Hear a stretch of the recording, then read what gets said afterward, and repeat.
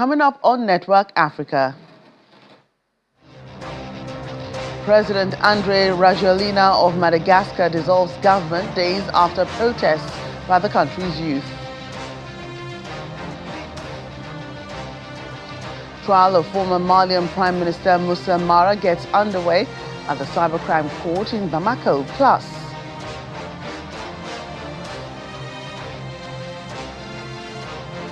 the Chinese consulate in Nigeria marks National Day of both countries ahead of October 1st.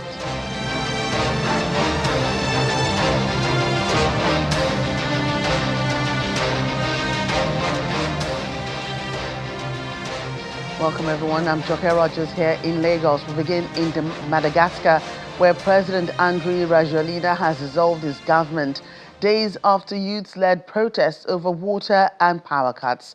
The cuts were caused by a combination of long-standing infrastructure and operational failures, including low hydroelectric production and financial deficits. Madagascar's youth population were inspired by similar protests in Kenya and Nepal. Addressing the nation on Monday, the president said he acknowledged and apologized if members of the government had not carried out the tasks assigned to them properly. He said he had understood the impacts the cuts had on daily life.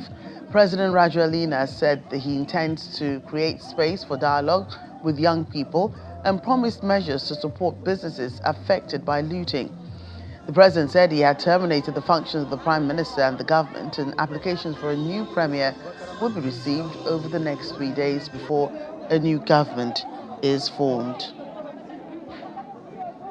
In the meantime, he said those currently in office would act as interim ministers pending the formation of a new government. Moving up northern Africa, police and protesters have clashed in what has become some of the biggest anti-government demonstrations in Morocco that Morocco has seen in years. Hundreds of protesters, mainly youth, took to the streets in at least 11 cities across the country, denouncing corruption and criticizing the government for pouring money into international sporting events while allegedly neglecting health and education. Morocco is building at least 3 new stadiums and renovating or expanding about half a dozen others as it prepares to co-host the tournament. It will also host the Africa Cup of Nations later this year. Plainclothes and riot police dispersed demonstrations in several cities, including Rabat and Marrakesh, and arrested protesters, notably in Casablanca, according to an Associated Press journalist. The Moroccan Association for Human Rights said that more than 120 people were arrested over the weekend and taken to police stations, adding that the arrests confirmed the repression of free voices and the restriction of rights to free expression. Let's move closer to West Africa as the cybercrime court begins trial of former Malian Prime Minister Moussa Mara. Mr. Mara is charged with undermining the credibility of the state, opposing legitimate authority, and inciting public disorder. They come after his comments in July on social media after he visited detained opposition figures in jail. In a post on X, he had expressed solidarity with the men, describing them as prisoners of conscience. Mr. Moussa Mara served as Prime Minister for 9 months from April 2014 to January 2015. Recently, he has become an outspoken critic of the military government. And it's been 3 years since Burkina Faso's government took over the government. Captain Ibrahim Traoré seized power in a coup d'etat. He justified his takeover by claiming previous leaders had failed to protect the country from jihadist violence and promised to restore security within months. There may have been a change of government, but the challenges remain. Burkina Faso is still plagued by insecurity as terrorist groups still control large parts of the country, and violence continues unabated. According to the independent conflict monitoring NGO, Akhled Bourkina, Burkina Faso suffered as many attacks in 2024 and 2023 as in the years before, but with double the number of victims. Nearly 16,000 people have been killed in attacks in just 2 years. Human rights groups report a rise in arbitrary detentions and a crackdown on political union and press freedom. Let's bring in our Sahel correspondent, Mo Aliyu. Right now, Mo is in Ghana. Mo, great to see you. Right, so... Thank you so much for having me on. Okay. Yeah, so let's begin with this perception that these right groups have been given about Burkina Faso. And I know you have visited the country a few times. The issue of terrorism is a major problem for West African nations, even Nigeria here. What measures have the Burkina Faso government begun implementing to deal with the issue? Thank you so much for that question. The first thing we must note is that this problem has outlived this particular administration. That is the military government. The present military government, inherited the problem because in July 2017, the then government of Mali instituted an emergency security plan. And that was in those areas of Mali that had been under siege by the insurgents. Fast forward to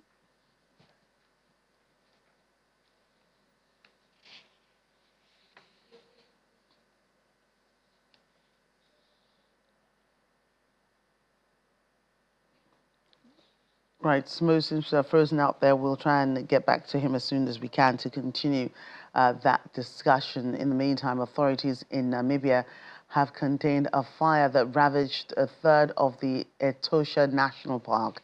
The blaze at the Wildlife Reserve, one of southern Africa's top tourist attractions, spread outside the park and burned hundreds of thousands of hectares of grazing pasture in regions bordering Angola over a week. Etosha is known for its vast salt pan that can be seen from space and is home to critically endangered black rhinos. At least 9 antelopes died in the fire. Covering a total of 22,935 square kilometers, Etosha National Park is one of the largest in Africa. Some 200,000 tourists visit the nature reserve every year. That's according to the government. The fire poses a significant threat to the biodiversity, wildlife and livelihood of communities in the affected areas. Approximately 30% of the grazing in the park has been destroyed by the fire. Aerial imagery will be undertaken to determine the extent of the spread of the fire and the area destroyed.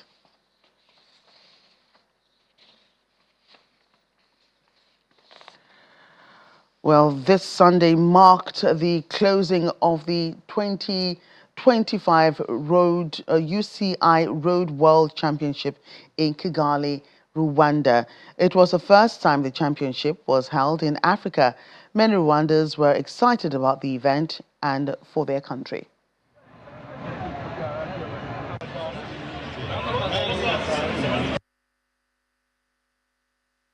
Actually, we were pretty scared regarding the organization, but we found here a super good organization. We were really surprised. The people here is super nice, always ready to help, asking you always if you need anything. So we found really, it was because it's not finished yet. It's finishing today, but yes, really good.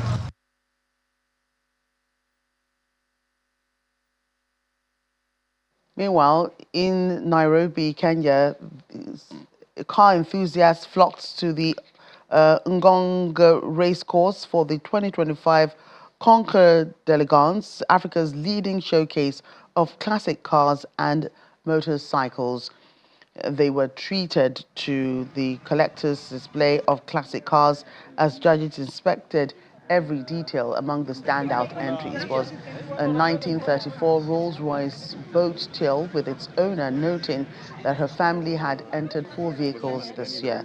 This year's classic featured cars and 79 classic cars and 28 motorcycles, with judges assessing authenticity, condition and attention to detail.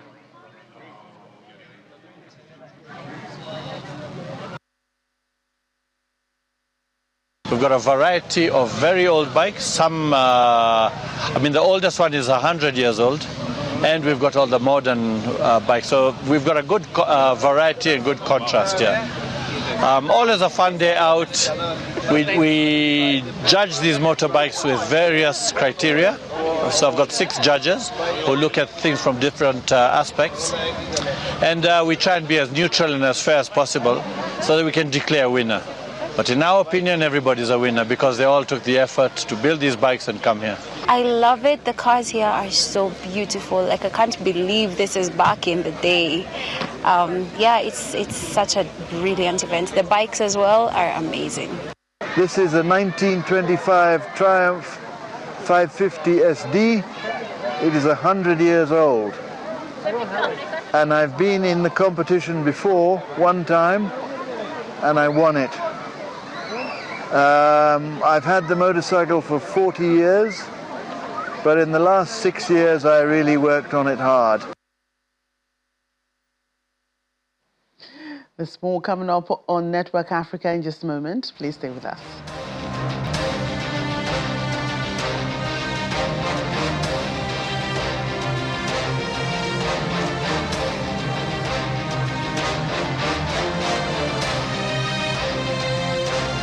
Welcome back to the program. Well, our Sahel correspondent Mo Ali is back with us to talk about the ongoings in West Africa and, of course, the jihadists and the terrorist groups that have been ravaging the region. Mo, I was asking you about the perception that rights groups in Burkina Faso and their perception about the security situation in the country and, of course, the rest of the region. You've visited Burkina Faso several times. The issue of terrorism is a major problem for West African nations as well, as we mentioned earlier, even here in Nigeria. What measures have the Burkina Faso government begun to implement to deal with the issue? Thank you for having me. Before I was interrupted, I was telling you that since July 2017, the then government of Mali had been making some efforts. As you very well know, this particular issue has predated this particular military government. But here in 2015, 2017, those issues were only handled via, military action. The ECOWAS, the G5 Sahel organization that was in place then was the only vehicle they had. But right now, after the military takeover, the internal military operations are the key things the government has been using. And some of them have been seen by rights groups as being very harsh. They are accusing the military government of taking the issue very far. This particular issue right now has made some of these rights groups to question the methods of the military government, the military in those areas. Those areas have actually expanded 2 to 3 times the size they were in 2017. So they are now relying on internal military operations, continuing operations against these groups, the insurgent groups, and help from the Russian authorities who have sent in mercenaries. Remember the Wagner group?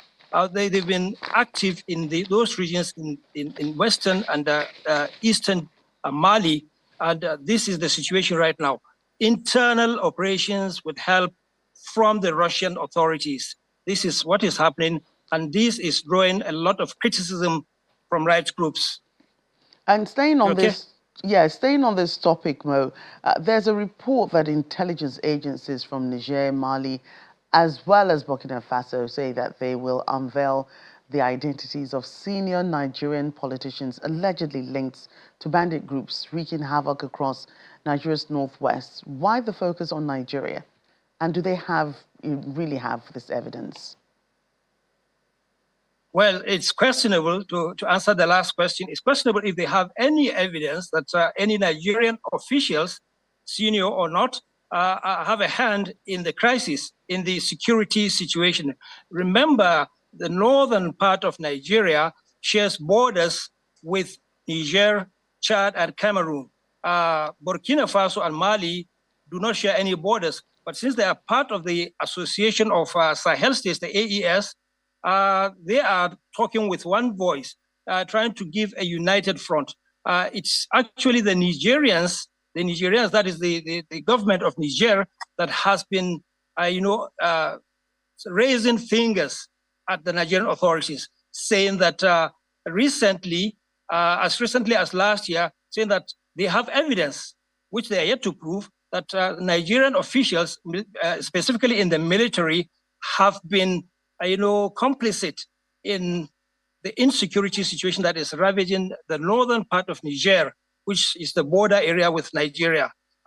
This is so far what we know. There is no evidence. They have not presented any to show that there are any Nigerian officials in the military or in the politicians that they were talking about who have had any hands or are doing anything specifically to make matters worse. The insecurity situation, as you very well know, has been an ongoing thing. But I think the brunt of the matter is that Niger and Nigeria have been at odds since Niger and Mali and Burkina Faso left the ECOWAS fold and formed their own alliance. Yes. So this should be and could be a political weapon they are using to keep the Nigerian authorities and ECOWAS at large on the defensive. Right, okay. Mo, thanks again. Thank you for having me. Thank you so much. Well, China is always seeking an opportunity to highlight its relations with Nigeria and uses its national days to highlight cordial bilateral relations. It happened again ahead of October 1st when Nigeria marks her 65th Independence Day and China her National Day as well. The celebrations happened in Lagos, Nigeria. Our correspondent Amarachi Ubani reports. For 2 days, the Chinese community in Lagos and the Chinese consulate celebrated partnerships and close ties with Nigeria. Day 1 was attended by the Consul General Yan Yuqin, some Nigerian officials, and members of the Chinese community in Lagos. China remains one of Nigeria's topmost trading partners, with a high volume of imports valued at over $90 million as of last year. Consul General Yan Yuqin welcomes the guests in Mandarin and in English. May the friendship between China and Nigeria endure forever. Wish you all a joyous National Day, Independence Day, and happy Mid-Autumn Festival. The event also celebrates nearly 60 years of diplomatic relations between Nigeria and China, and the Mid-Autumn Festival, usually celebrated in China. Relations that are reflected not only at government level but metamorphosed into the Chinese community in Nigeria is growing, as attributed by Dr. Eric Ni, the chairman, China Industrial and Commercial Enterprise Association, who's been in the country for more than 20 years. We are very appreciative for Nigeria family. So far, we are Chinese community in Nigeria. Nigeria also our own like a second home. We really appreciate to you people. Support us, help us, we are working together. To our Chinese friends, we say thank you for your friendship.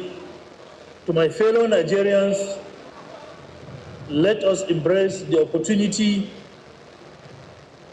that our partnership with China presents while remaining proud of our heritage and values. There's also the rich display of Chinese culture portrayed by Nigerian and Chinese citizens.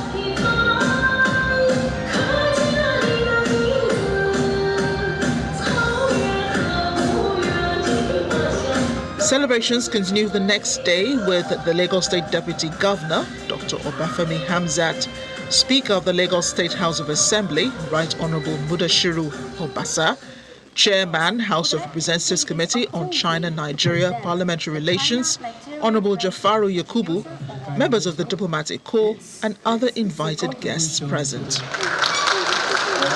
Once again, the Chinese Consul General, Yan Yuqin, welcomes them in her opening remarks, in which she identified with Nigeria by recalling her Nigerian names. I have a long, beautiful Nigerian name. You can call me Ayo, Uchi, Fatima, Adesua, Oiza. She extolled China's economic expansions and technologies, which she says have been of great benefit to the world.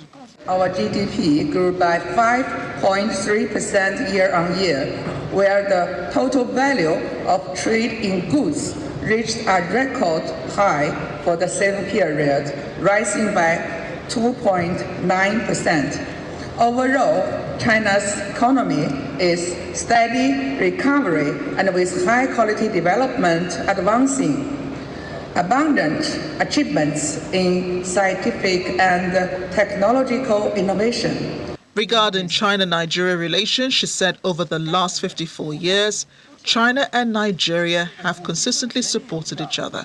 China and Nigeria have achieved fruitful results.